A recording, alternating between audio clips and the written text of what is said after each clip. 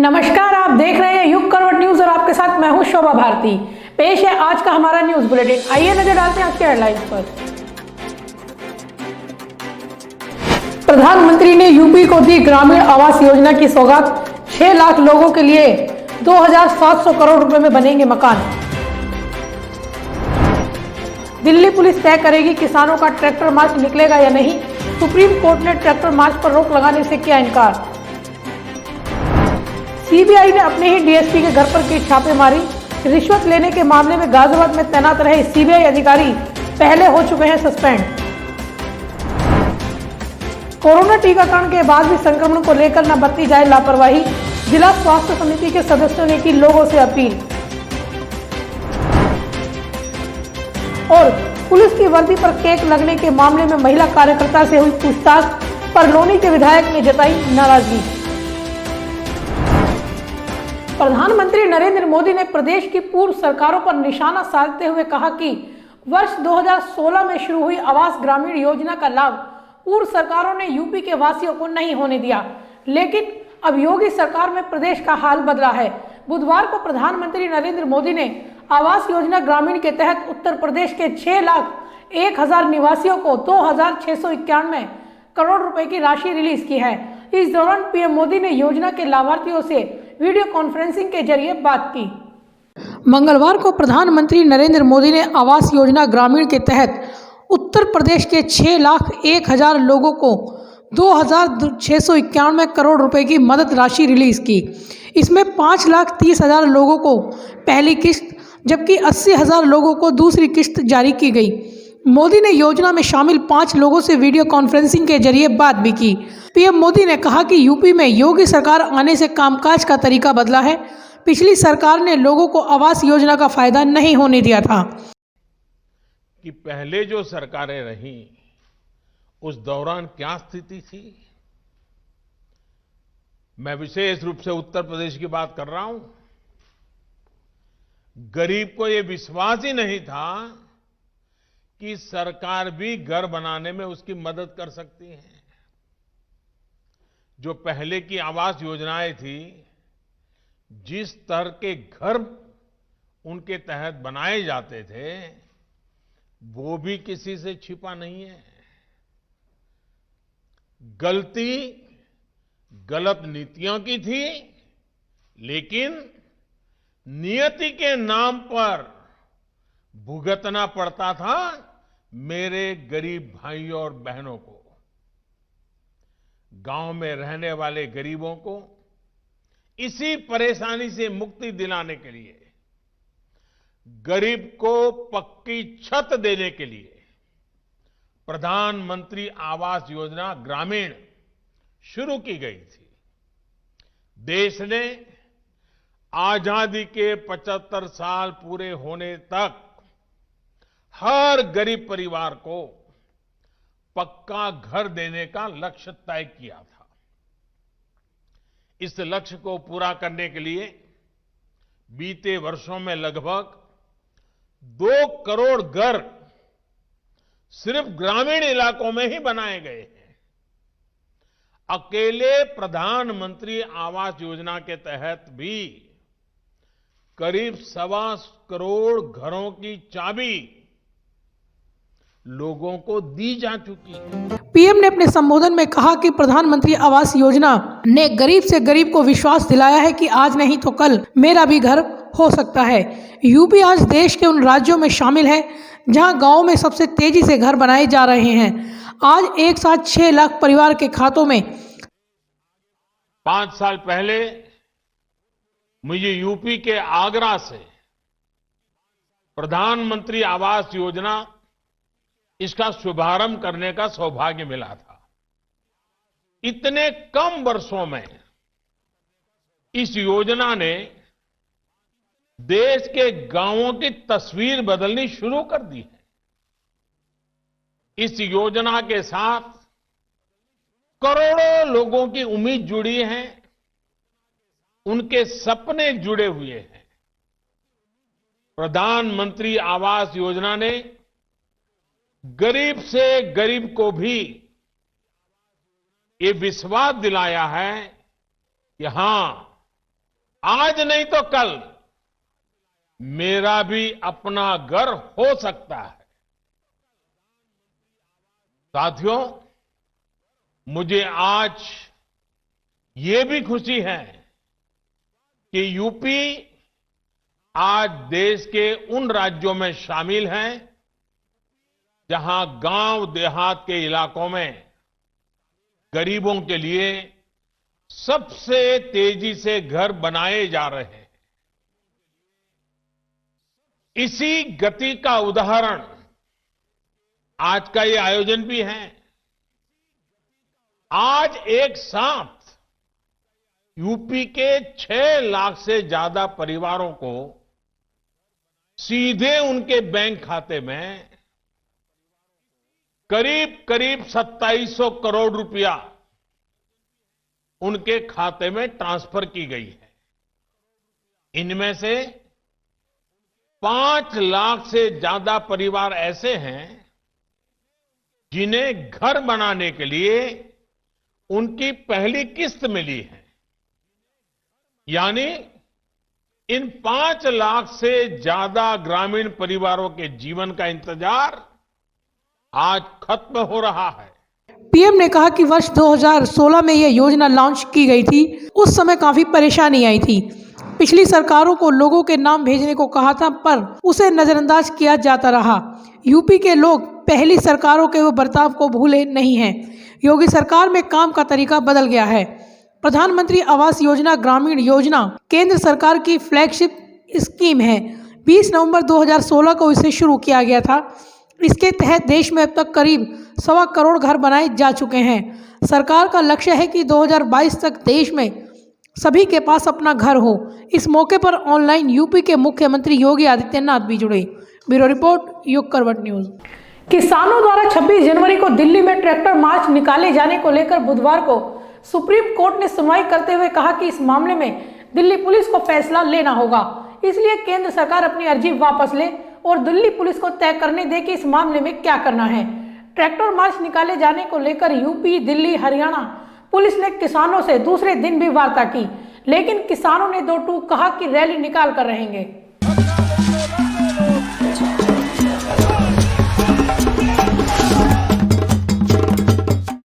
बुधवार को एक बार फिर सुप्रीम कोर्ट ने किसानों की 26 जनवरी को ट्रैक्टर मार्च निकाले जाने के मामले में सुनवाई करते हुए केंद्र से कहा कि रैली के खिलाफ अर्जी वापस लें, पुलिस को तय करने दें।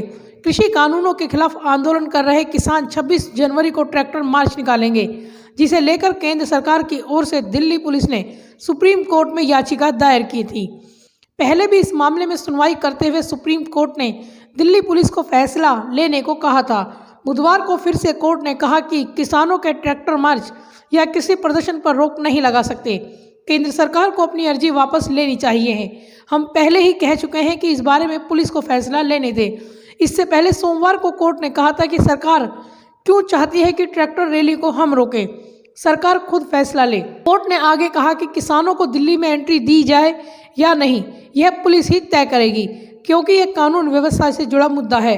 वहीं ट्रैक्टर मार्च निकाले जाने को लेकर किसान नेताओं की दिल्ली, उत्तर प्रदेश और हरियाणा पुलिस के साथ दूसरे दिन की बैठक भी हुई, जिसमें किसानों से पुलिस ने ट्रैक्टर मार्च नहीं निकालने की अपील की। हालांकि किसान नेताओं ने आश्वासन दिया है कि यह मार्च पूरी तरह से शांतिपूर्ण तरीके से होगा। 26 जनवरी को ट्रैक्टर मार्च दिल्ली के आउटर रिंग रोड पर तिरंगे के साथ निकाला जाएगा। गणतंत्र दिवस समारोह में कोई रुकावट नहीं डाली जाएगी। वहीं दिल्ली पुलिस ने भी इस मामले में अपने तर्क दिए हैं कि कोई भी रैली या ऐसा विरोध जो गणतंत्र दिवस समारोह में खलल डालने की कोशिश करता है, वह देश को शर्मिंदा करने वाला होगा। इससे दुनिया भर में देश की बदनामी होगी, कानून व्यवस्था खराब होने की स्थिति बन सकती है। हालांकि एक बार फिर सुप्रीम कोर्ट ने मामले को दिल्ली पुलिस के पाले में डाल दिया है। ब्यूरो रिपोर्ट, युग करवट न्यूज।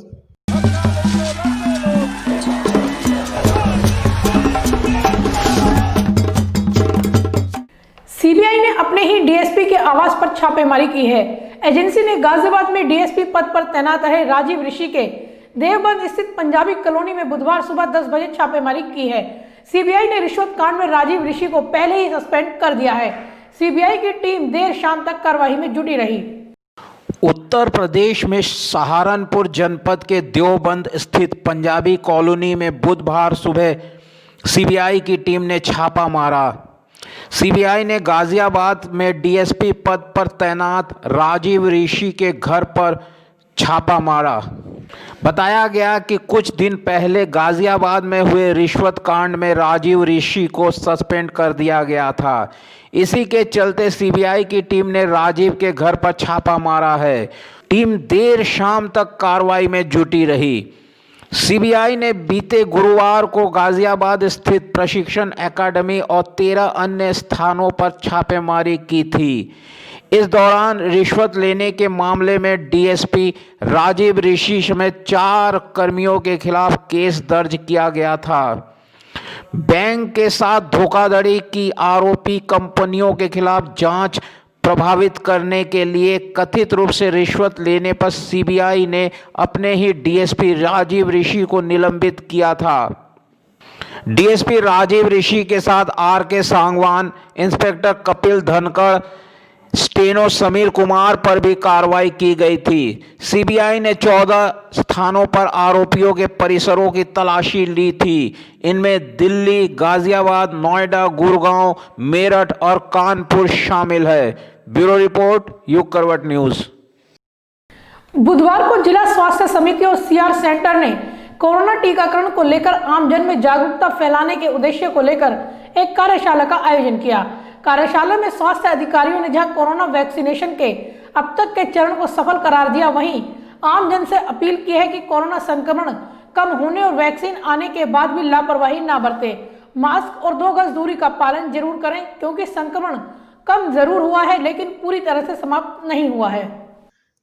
आमजन को कोरोना टीकाकरण के प्रति जागरूक करने व संक्रमण से बचाव के लिए बुधवार को जिला स्वास्थ्य समिति और सीआर सेंटर ने एक कार्यशाला का आयोजन किया। स्वास्थ्य विभाग के अधिकारियों ने बताया कि टीकाकरण के 42 दिन में कोरोना संक्रमण से लड़ने की प्रतिरोधक क्षमता शरीर में बन जाएगी, जिससे कोरोना संक्रमण से लड़ा जा सकेगा। गाजियाबाद के सीएमओ डॉक्टर एन के गुप्ता ने कहा कि टीकाकरण के बाद अभी तक बेहद कम स्तर पर कुछ साइड इफेक्ट सामने आए हैं, लेकिन कोई मामला गंभीर स्थिति तक नहीं पहुंचा है। ऐसे में वैक्सीनेशन को काफ़ी हद तक सफल माना जा सकता है। सीएमओ ने मीडिया से अपील की है कि आमजन में कोरोना वैक्सीन को लेकर फैली भ्रांतियों को दूर करने का काम करें व जागरूकता फैलाएं। देखिए 379 टीकाकरण हमारे 16 तारीख को हुआ है, जिसमें से केवल 9 को बहुत ही माइल्ड, जिसमें 8 लोगों को हल्का फुल्का बुखार आया था नेक्स्ट डे और 1 को सिर दर्द। बाकी किसी को भी केवल 3 लोगों को एक पैरास्टामोल टैबलेट लेने की जरूरत पड़ी, बाकी किसी को कुछ लेने की जरूरत नहीं पड़ी। ये हेल्थ केयर वर्कर्स इसमें लिए गए हैं। इसमें सरकारी प्राइवेट दोनों के जो भी डॉक्टर्स हैं, जो भी पैरामेडिकल स्टाफ है, जो भी नर्सिंग स्टाफ है, जो भी लैब वाला स्टाफ है, जो भी है ना इनका सफाई कर्मचारी स्टाफ है, जो भी चौकीदारी या जो भी सिक्योरिटी स्टाफ है, इसमें सबको लिया गया है। बीमारी अगर इस हेल्थ केयर वर्कर उसमें कैटेगरी में है तो उसको भी टीकाकरण के लिए लिया गया है, और वो अपनी जो बीमारी है, मूल बीमारी, उसका दवाई जैसे खा रहा है खाता रहे। सर 22 तारीख को भी सेकंड चरण में है। 22 तारीख को सेकंड चरण, कितने लोग? ये भी 22 तारीख को भी ये सेकंड चरण में टीकाकरण है, जिसमें जो है ना बाकी 11,000 ऐसा है। देखिए हम लोगों के पास जो डोज आई है वो 12,220 लोगों की डोज आई है, जिसमें 400 लोगों को लग गया, 11,800 लोगों को लगना है। तो इसमें हमको अगले जो 3 टीकाकरण दिन आएंगे जो आपके, उसमें ये पूरी 11,800 लोगों को हमें कवर करना है। कितने सेंटर बनाए गए हैं? ये हमारे 30 सेंटर्स बने हैं, जिसमें हमारी 39 टीमें हैं। ये 39 टीमें मिलकर 11,800 टीकाकरण कर लेगी। आईएमए अध्यक्ष डॉक्टर आशीष अग्रवाल ने कहा कि अभी तक जिस वैक्सीन का टीकाकरण देश में हो रहा है उसकी सफलता की दर बेहतर है। ऐसे में लोग वैक्सीनेशन कराने से घबराएं नहीं और अफवाहों से दूर रहें। जो कोविड वैक्सीन है, इसके बारे में मैं आप लोगों को 2-3 चीज़ें बता देता हूं कि आजकल सोशल मीडिया में बहुत सारी चीज़ें, जैसे मैं मैडम की अभी बात सुन रहा था कि इसको नहीं लगवाना है, इससे ये नुकसान हो रहा है, इससे इनफर्टिलिटी हो जाती है, ये दिक्कत है, ये सब चीज़ें सुनने को मिलता है। तो मेरा कहने का बस ये है, यहाँ पे शॉर्ट में मैं कहूँगा, कोई भी वैक्सीन हो, चाहे BCG वैक्सीन हो, चाहे DPT वैक्सीन हो, चाहे MMR हो, ये वैक्सीन वैसी ही है जैसे कि पहले वैक्सीन होती थी। जैसे कि वैक्सीन के छोटे मोटे साइड इफेक्ट्स होते हैं कि फीवर हो गया, डायरिया हो गया, किसी को पेन हो गया, वही इसमें है, इसके अलावा इसमें कुछ नहीं। तो ये जो कही सुनी बातें हैं कि भाई इससे नुकसान हो जाएगा, इससे डेथ हो जाएगी या इससे इनफर्टिलिटी हो जाएगी, ये सब बेकार की बातें हैं। ऐसी चीज़ें अभी तक जितना भी वैक्सीनेशन प्रोग्राम हुआ है उससे ये सब चीज़ें कोई भी रिपोर्टेड नहीं है। ये वैक्सीन बिल्कुल सेफ है, इसकी सेफ्टी बहुत अच्छी है, इसकी एफिकेसी बहुत अच्छी है, मतलब इसको सभी को लगवाना है। मेरा आप सभी से आग्रह है, आप लोग मीडिया के लोग हैं, लोगों को जागरूक करते हैं और आप ही के जरिए लोगों में जागरूकता फैलती है। तो आप सबसे मेरा आग्रह है, आईएमए की तरफ से हमने एक नोटिस भी निकाला है अपने डॉक्टर्स के लिए, सभी लोगों के लिए, कि इस वैक्सीन को वो प्रमोट करें। और जैसे जैसे हम लोगों को वैक्सीन लगेगी, हम लोग सोशल मीडिया में भी लोगों को जागरूक करने की कोशिश करेंगे कि देखिए हमने भी वैक्सीन लगवाई है तो आप भी लगवाइए। हालांकि इस दौरान स्वास्थ्य विभाग के अधिकारियों ने कहा कि वैक्सीन आने का मतलब यह नहीं है कि सावधानी छोड़ दी जाए। अभी भी कोरोना संक्रमण से बचाव बेहद जरूरी है। मास्क और 2 गज की दूरी का पालन जरूर करें। जिला प्रतिरक्षण अधिकारी डॉक्टर विश्राम सिंह ने कहा कि दूसरे चरण में पुलिसकर्मी, होमगार्ड, कोविड के दौरान मदद में जुटे अन्य कर्मचारियों व तीसरे चरण में 50 से अधिक आयु व गंभीर बीमारियों से जूझ रहे लोगों में टीकाकरण किया जाएगा। ब्यूरो रिपोर्ट, युग करवट न्यूज। गाजियाबाद के लोनी में जन्मदिन की पार्टी के दौरान पुलिसकर्मियों की वर्दी पर केक लगने के मामले में विधायक नंदकिशोर गुर्जर ने पुलिस की कार्रवाई पर सवाल उठाए हैं। इस मामले में पुलिस ने भाजपा की महिला कार्यकर्ता से 4 घंटे तक पूछताछ की थी। अब विधायक नंदकिशोर ने महिला को 4 घंटे तक थाने पर बैठाए रखने पर नाराजगी जताई है। समर्थकों के साथ विधायक के पहुंचने पर पुलिस ने महिला को छोड़ा था। गाजियाबाद की लोनी स्थित नसबंदी कॉलोनी के पास जन्मदिन पार्टी में पुलिस कर्मियों की वर्दी पर केक लगने के मामले में महिला से 4 घंटे तक पूछताछ की गई। अब लोनी विधायक नंदकिशोर गुर्जर ने महिला को थाने में बिठाकर 4 घंटे तक पूछताछ करने पर अपनी नाराजगी जताई है। सोमवार रात समर्थकों के साथ विधायक के पहुंचने पर पुलिस ने महिला को छोड़ा था। ऐसा ये क्या हुआ, जन्मदिन मना रहे थे बच्चे, तो डॉक्टर साहब को बुलाया। आप हमारी पार्टी की बलराम नगर मंडल की महामंत्री है, इनको बुला लिया, ये भी चलेगी क्योंकि ये सोशल वर्क, भैया ये नहीं करो, ये सोशल वर्क करती है वहाँ। तो पुलिस गई, किसी ने झूठा फ़ोन कर दिया 100 नंबर पे कि वहाँ फायरिंग हो रही है और लोग जो शराब पी रहे हैं सड़क पर, इस तरह चल रहा है। पुलिस वहाँ गई तो कोई फायरिंग का कोई इशू नहीं था, ना कोई नशा था, और जिसने सूचना दी उसने फ़ोन बंद कर लिया। झूठी खबर दी, अफरा तफरी मच गई और पुलिस गई। तो जैसे पुलिस ने लड़के का हाथ उसमें केक में लगा तो वर्दी पर लग गया केक। हम उसको गलत मानते हैं, केक जो वर्दी पर लगा पुलिस का। देखिए पुलिस जो है बढ़िया काम कर रही है दिन रात लॉनी में। तो अगर गलत सूचना किसी ने दी, पुलिस गई, लेकिन इसको उठा लाएगी मिथिलेश को। मुझे सूचना नसबंदी कॉलोनी के पास एक खाली स्थान पर कुछ लड़के जन्मदिन पार्टी मना रहे थे। लड़के गाड़ी पर केक रखकर जन्मदिन पार्टी का जश्न में हुड़दंग मचाने लगे। इस दौरान आसपास कॉलोनी के लोगों ने पुलिस कंट्रोल रूम को सूचना दे दी। सूचना पर पहुंची पुलिस ने जन्मदिन पार्टी मना रहे लड़कों को मना किया। इस दौरान वहां कॉलोनी में रहने वाली भाजपा कार्यकर्ता डॉक्टर मिथिलेश भी पहुंच गई। वह भी लड़कों की जन्मदिन पार्टी में शरीक हो गई। जन्मदिन मना रहे लड़के वहीं जन्मदिन मनाने की जिद करने लगे। पुलिस के मना करने पर भी लड़के जन्मदिन मनाने लगे। आरोप है कि वहां लड़कों और पुलिस में केक को लेकर छीना झपटी हो गई। इस दौरान 2 पुलिसकर्मियों की वर्दी पर केक लग गया। तभी वहां लोनी थाना एसएचओ समेत कई अन्य पुलिसकर्मी पहुंच गए। पुलिस के आने पर लड़के वहां से फरार हो गए। लड़कों के बारे में जानकारी करने के लिए पुलिस डॉक्टर मिथिलेश को पूछताछ के लिए थाने ले आई। कोई बात नहीं, जो हुआ इनके साथ जो भी वार्ता हुई वो हुई, लेकिन कुल मिला के इनको बताया कि इन्होंने ड्रिंक कर रखी है।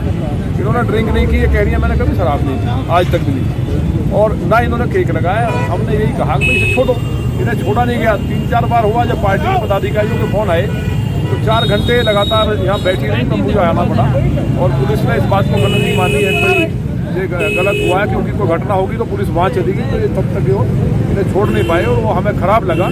कोई कार्यकर्ता के साथ इस तरह का अगर कोई करेगा, हमारा कार्यकर्ता बिल्कुल ईमानदार है और कानून का पालन करने वाला है।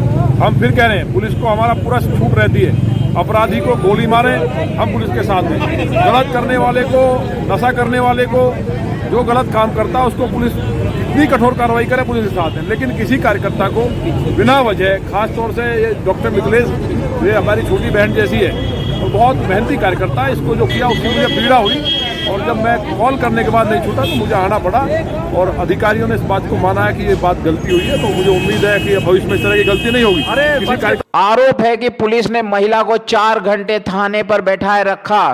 भाजपा महिला कार्यकर्ता को थाने पर बिठाए जाने की सूचना मिलने पर विधायक नंदकिशोर गुर्जर सैकड़ों समर्थकों के साथ लोनी थाने पहुंच गए।